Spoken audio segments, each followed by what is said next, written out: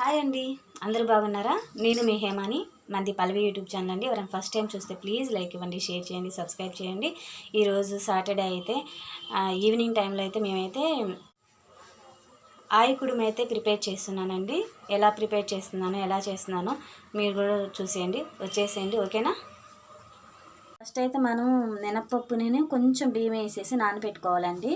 నాలుగు అయితే కొంతమంది పప్పు ఉన్న వాళ్ళు అచ్చంగా పప్పు వేసి నానబెట్టుకుంటారు. కొంతమంది అయితే కనుక పప్పును కొంచెం కొంచెం అంటే కొంచెం బియ్యం నానబెట్టుకుంటారండి. నానబెట్టేసేసుకొని మిక్సీ అయితే పట్టేసేసుకోవాలి. టైట్గా అయితే మరీ లూజ్గా కాదండి, మరీ టైట్గా కాదండి, ఇట్లా ఈక్వల్గా ఇట్లా అయితే మిక్సీ అయితే పట్టేసుకోవాలండి.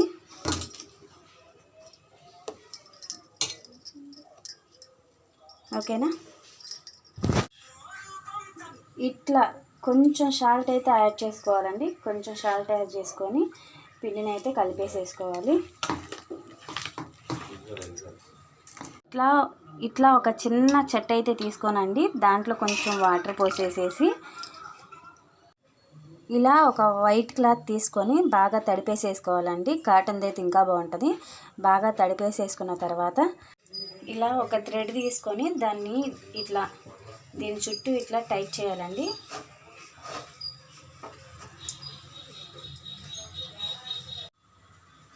అలా టైట్ చేసిన తర్వాత ఆ క్లాత్లో మనం మిక్స్ చేసి పెట్టుకున్న పిండి ఉంది కదండి, ఆ పిండిని ఇట్లా క్లాత్ మీద వేసేసుకోవాలండి. ఏం లేదండి, చాలా హెల్తీ ఫుడ్.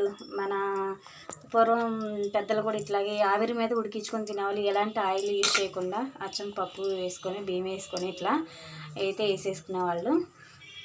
మీలో ఈ ఆవిరి కుడుము ఎవరికి తెలుసో కామెంట్ రూపంలో కామెంట్ చేయండి, ఎవరికి ఇష్టమో కామెంట్ రూపంలో కామెంట్ చేయండి. ఓకేనా?